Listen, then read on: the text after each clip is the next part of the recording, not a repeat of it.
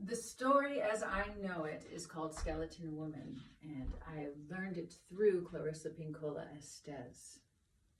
It comes from the great Inuit people of the North. And I ask of the story to help me to speak it well.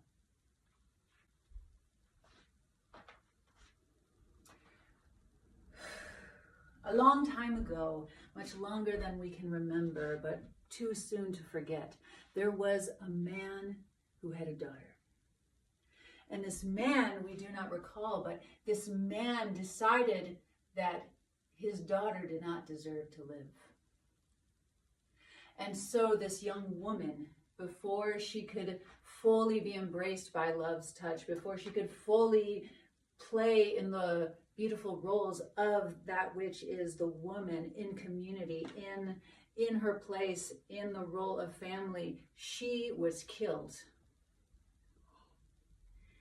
And she was thrown down the cliff into the cold ocean waters. And in those cold ocean waters, her flesh was eaten away by all the fish.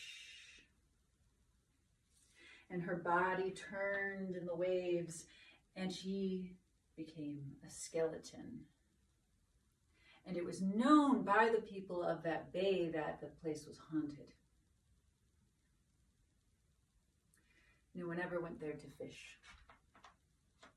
So along came a lonely hunter from far off, far enough that we know not where, but close enough that we know it was over there. The lonely hunter came in his kayak, and he paddled and he paddled and he paddled, and he found this bay. He found this beautiful, wide open bay, and he thought, this is the right place to cast my line. And so with his wooden fishing stick and his long gut line, he cast it out into the ocean. And he waited and he waited. And as he was pulling it back in, the hook, his bone hook, it hooked onto the bones of Skeleton Woman, onto her rib cage.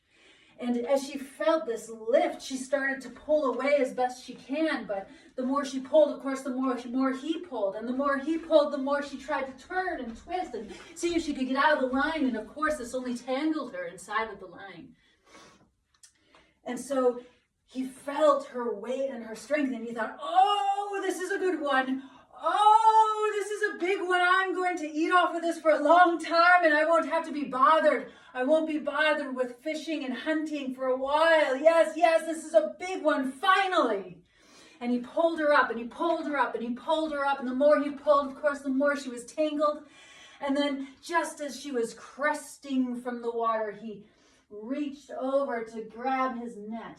And so he did not see her coming up from the water with corals in her eye orbits, nor did he see all the crustaceans along her teeth, nor did he see her grab onto the kayak hanging right by her teeth. So when he turned to grab his wonderful catch, he was surprised. Oh, was he surprised? He screamed in terror at what he saw, and he started to paddle away. But he didn't realize that she was caught inside of his line. And so as he paddled and paddled and paddled, she just followed right behind. And the faster he paddled, the faster he paddled. It was like she lifted up out of the water, and she was just running on top of the water right behind him. And he paddled faster, and he zigged this way, and he zigged that way. But as fast as he would go, she was right there behind him until he finally got to land.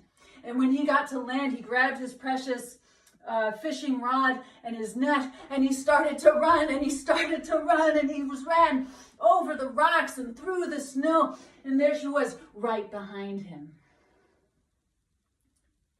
And he ran, and he ran, and he ran to get to cover, and he ran past the fish that were drying on the lines. And as he ran past those, she reached out her arm and grabbed a bunch, and she ate and ate as she was pulled along, because dang, When you're under the sea that long, you get hungry.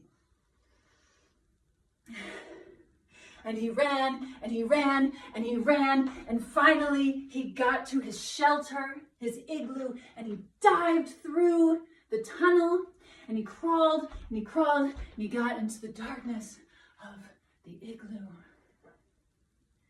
And inside, he lit his whale oil lamp. He looked, and to his terror, there was Skeleton Woman, a pile of bones right at the entrance to his shelter. And something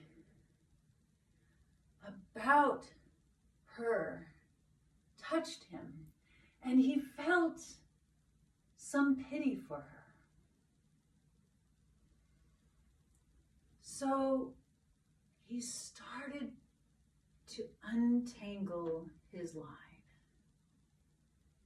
And as he untangled his line, he started to comfort her as best he could. Oh, yeah, na, na, na, na, na. Oh, na, na, na, na, na. Yes, na, na, na, na. Oh, na, na, na, na. She stayed completely quiet. And after this kindness he performed, she was there, set just right, sitting as perhaps a human might sit, a skeleton right there. And he, for his part, cut off a piece of his hair and lit the fire. And he watched her. Eventually, his eyes began to grow drowsy, and she still not saying a word. He couldn't quite keep his eyes open any longer. So he pulled his furs up around him, watched her in the dimming light, until he could do so no longer and fell asleep. And she, for her part, watched him.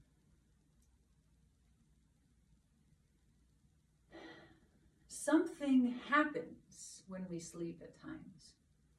Something happens, maybe it's a dream of sadness or longing, or maybe it's some sort of an outburst that we need to get out of ourselves, but sometimes a tear will fall from your eyes as you sleep. And so as he slept there, a tear came out from the corner of his eyelid, and when she saw that, oh, was she thirsty. Oh, did she need to drink that tear? And so she crawled over to the sleeping hunter. And oh, she drank up that tear, and oh, she kept drinking, and oh, it was like a whole ocean that she brought into her, for she had not drank for so long. And after she drank, she wasn't over. No, she had eaten, she had drank, and she looked, and she saw in his chest his heart. And so as he slept, she reached over into his chest and pulled out his beating heart.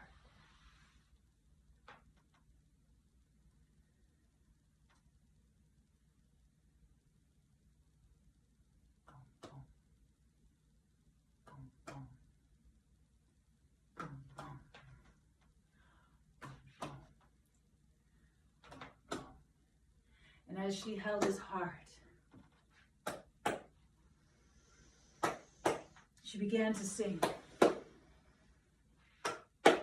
And And as she sang, tears fell from her own eyes, because she sang all the grief that she never got to sing about or to say while she lay dead in the ocean deep. And she grieved, and she cried, and she cried. And then her tears turned into tears of gratitude.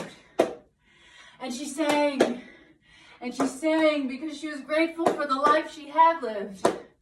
And she was grateful to be here with the hunter. And she was grateful for one last time to be so close to a beating heart.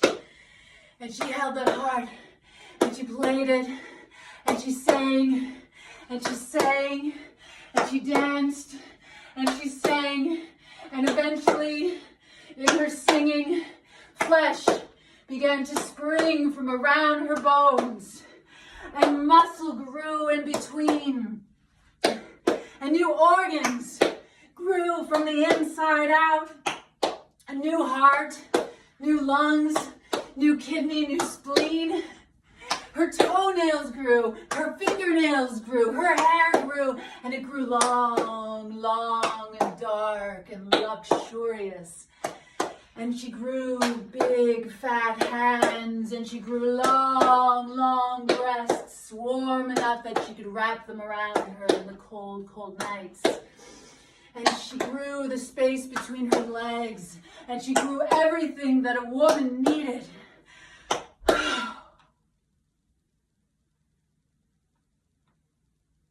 then she placed his heart back inside of his chest.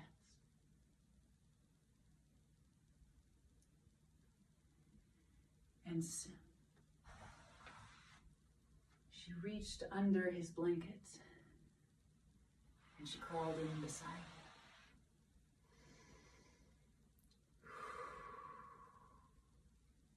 And they tangled themselves around each other.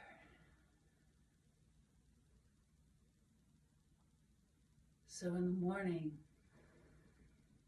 they stayed together.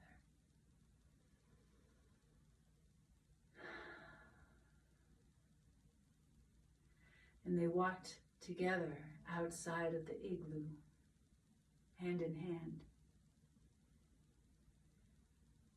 And they went back to his kayak. And they started a life together. And they say that they were well fed for the rest of their lives. That the fish who knew skeleton women would always come to feed them. They say that they are there still. And that is what I know.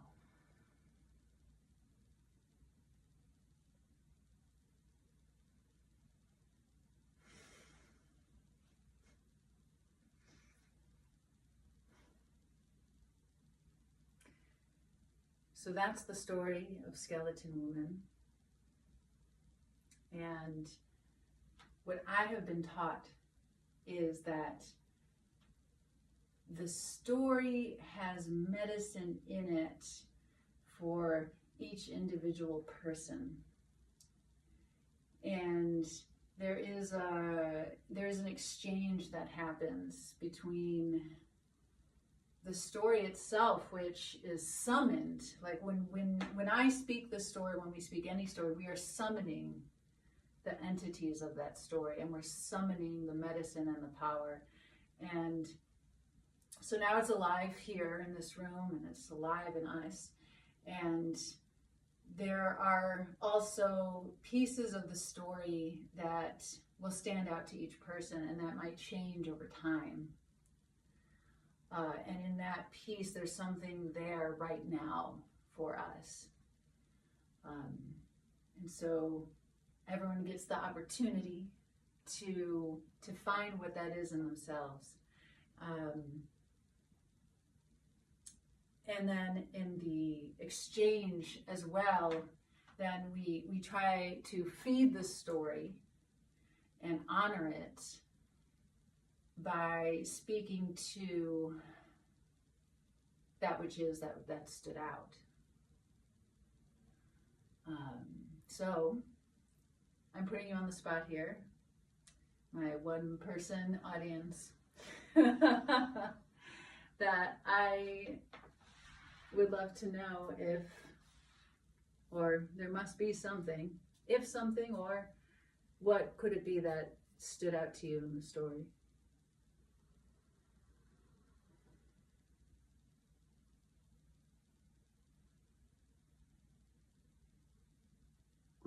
I like that they found true love in the end, and that her life taken away too soon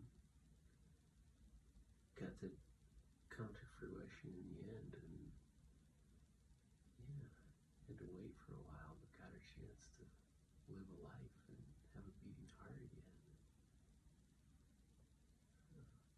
The fish that knew her in the sea were always welcome to, yeah, keep them well fed in the future.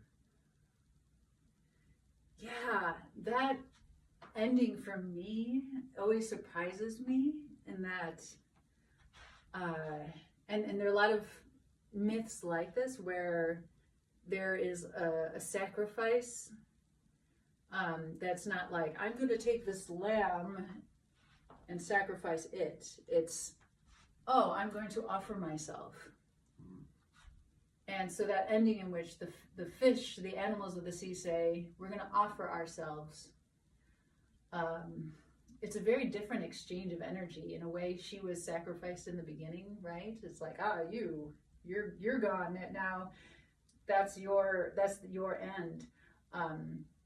But it's different when somebody is stepping into that themselves, and that really strikes me about a lot of myths that happens, whether it's animals or humans or gods. Good reminder, for sure. Yeah, and that to me, that it stands out like this life-death wisdom of. There's a fearlessness around death, and perhaps then a knowing that there's something else that happens in that cycle.